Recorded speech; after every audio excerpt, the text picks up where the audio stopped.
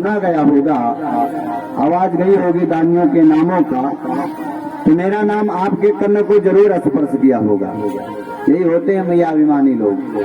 महाराज मैंने अपने जीवन में इतना दान किया, इतना खिलाया पिलाया, उतना हमारे गांव में कोई किया नहीं है जितना मैंने ब्राह्मणों की सेवा की। ऐसा लोगों में अभिमान होता है। भगवान ने कहा आपने ऐसा क्या दान कर दिया कि जो आपके दान करने से हमारे कार्य में आपका नाम सुनाई पड़ता। ऐसा आपने क्या दान किया? महाराज ने कहते हैं यावत्यासिकता भूमेर यावच्चोदितारका यावच्चो वर्षधारस्य यावच्चो वर्षधाराश्च तावदीर्घदास्मगाः।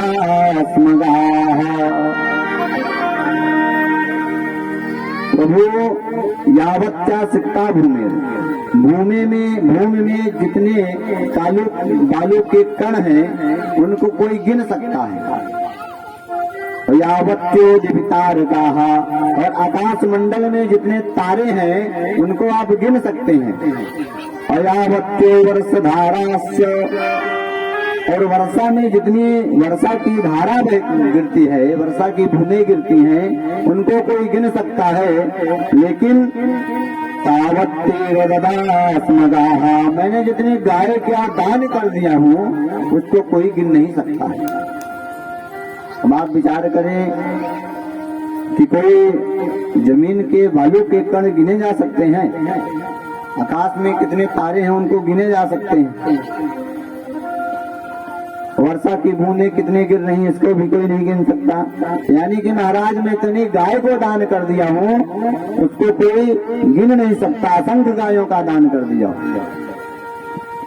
भगवान ने कहा कहीं ऐसा तो दान नहीं किया हो कि भाई दान करने वाली वस्तु ही अलग होती है। कहीं आपने ऐसा तो दान नहीं किया पता लगे नचिकेता के पिताजी की तरह। उपनिषद में एक कथा आती है कि नचिकेता के पिताजी गाय का जो दान करते थे तो वो पंडित जी एक डोली साथ में लेकर के आते थे गाय को ले जाने के लिए, क्योंकि वो गाय इतनी दुबली पतली होती थी कि उन पंडित जी को डोली में उठा करके ले जाना पड़ता था। भाई देखिए सही भी बात है, बुरा न लगे, दान करने की वस्तु भी एक अलग होती है। जैसे पूजा के सामान ही हुए, बनिया के दुकान पे आप पहुंचिए, पूजक सामान लेते रहिए तो बनिया पूछेगा कैसी सुपारी रहेगी, कहेंगे अरे वही पूजा करना है। ऐसी सुपारी देगा महाराज, वो सुपारी कोई काम में नहीं आई, केवल पंडित जी उसको ले जाकर फिकबे करेंगे। अरे इसका से मत समझिएगा कि पंडित जी खाते होंगे, पंडित जी का परिवार खाता होगा तो इसलिए सुपारी की महिमा बता रहे हैं। भगवत कृपा से मेरे घर में कोई नहीं खाता है। लेकिन पंडित जी यदि सुपारी आपे को देना चाहे, आपे घर में कोई खाता होगा तभी तो खाएंगे आप, जब वो ठीक होगी तो।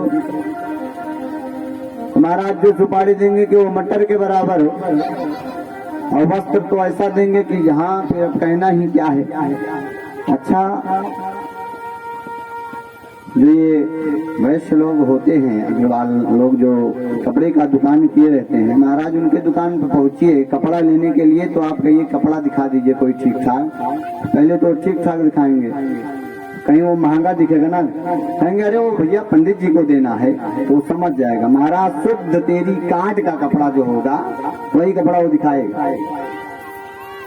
और वो कपड़ा महाराज पंडित जी ले जाओगे, चाहे उसको झोले न बनवाओ, केवल फेंके रहे घर में।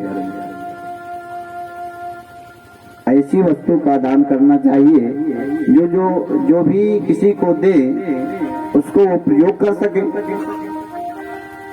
शुद्ध तेरी काट लाओगे महाराज, उसमें पैसा भी लगेगा, पंडित जी गाली भी देंगे, गाली नहीं देंगे तो अंदर से कहबे करेंगे इतना तो जरूर मारो, कुछ नहीं था। बनता है लखपति और देता है शुद्ध तेरी काट कपड़ा। तो ऐसे वस्त्र का दान करना चाहिए जिसको पंडित जी पहन सके, कोई भी हुआ। अच्छा, जजमानों को भी क्या कहना, अपुआ तो पहनेंगे महाराज लीलन का कपड़ा। और कहीं दान देना हो या संगीत वाले ब्राह्मणों को ना, अभी हाँ जो कपड़ा लाएंगे कि वो पंडित जी जानेंगे, वाह क्या कपड़ा मिला।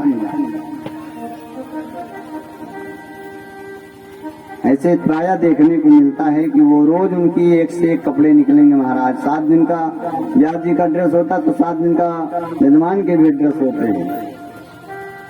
वो शुद्ध बढ़िया कॉटन का कपड़ा पहनेंगे और पंडित जी को शुद्ध तेरी काट ला करके दे देंगे। बोल भक्त वत्सल भगवान की।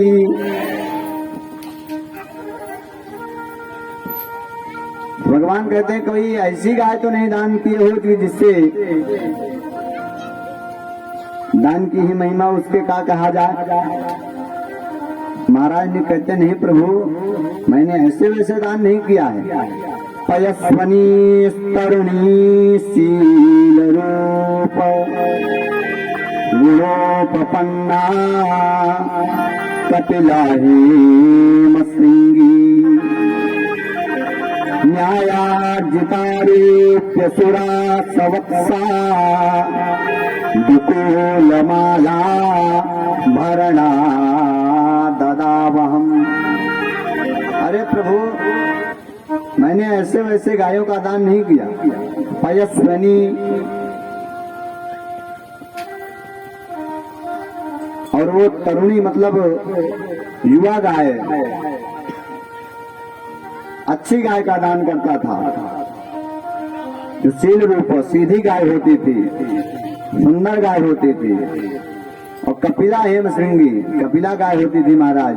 और उनके सींगों को सोने से मिलवा करके, खुरों को चांदी से मिलवा करके न्याया जितारू प्रसुरा सबत्सा अन्याय से कमाए हुए गाय को, ये नहीं कि महाराज चोरी डकैती वाली गाय रहे, न्याय से कमाए हुए गाय को।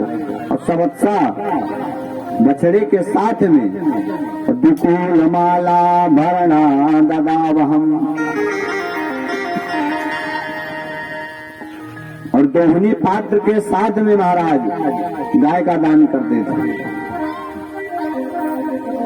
भगवान ने कहा जब तुम ऐसे सुंदर गायों का दान किए तो इस योनि में तुम्हें किस लिए आना पड़ा, इसका क्या कारण हुआ।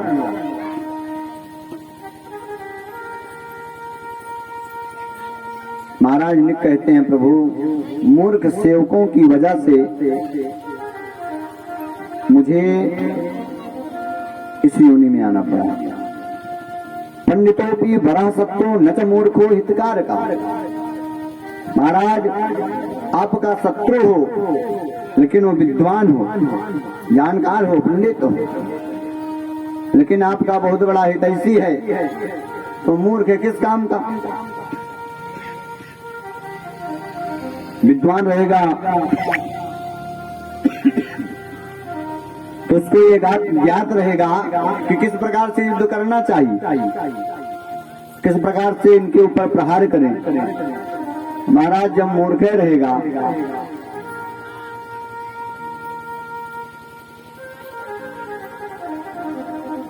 तो आपका हित भी करेगा तो हित, लेकिन हो जाएगा अनहित। अब सभी को उस बंदर का दृष्टांत पता होगा। एक राजा जी थे, एक बंदर को काम दिए कि तुम मैं जब शयन किया करूं तो तुम पंखा चलाया करो। तो बंदर का काम हो गया, जब राजा शयन करने लगे तो पंखा चलाता था बंदर। एक दिन की बात है कि राजा सो रहे थे तो एक मक्खी उनके गर्दन पे बार बार आकर के बैठी, तो वो बार बार हटाए बंदर, माने ही नहीं भाई मक्खी की जात ही इसी को कहाँ मानने वाली।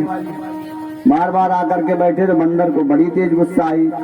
अब की बैठे तो बताते हैं, देखा सामने तो राजा की तलवार टंगी हुई थी, गया तलवार को लिया, इस बार बैठे तो बताएं। महाराज जैसे मक्खी बैठी तैसे वो तलवार उठाया, मारा फट से और मक्खी तो उड़ गई, लेकिन राजा के गर्दन साफ हो। पंडितों की बड़ा शत्रु न च मूर्खो हितकार का। आपका शत्रु हो तो विद्वान हो, आपका हित ऐसे होगा महाराज तो करेगा आपका हित, लेकिन आपका कल्याण हो जाएगा। कहते हैं भगवान मूर्ख सेवकों की वजह से ऐसा हुआ। एक दिन की बात है,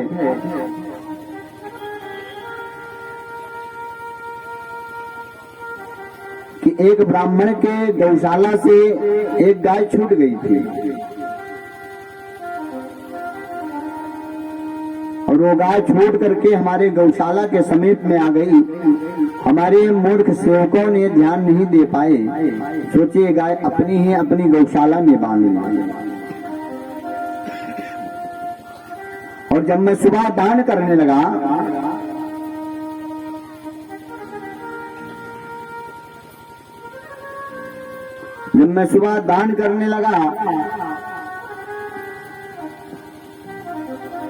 उसी समय वो गाय जो छूट करके आई थी तो हमारे सामने ला करके उपस्थित कर दी गई। तो मैंने संकल्प पढ़ करके एक ब्राह्मण को दान दे दिया।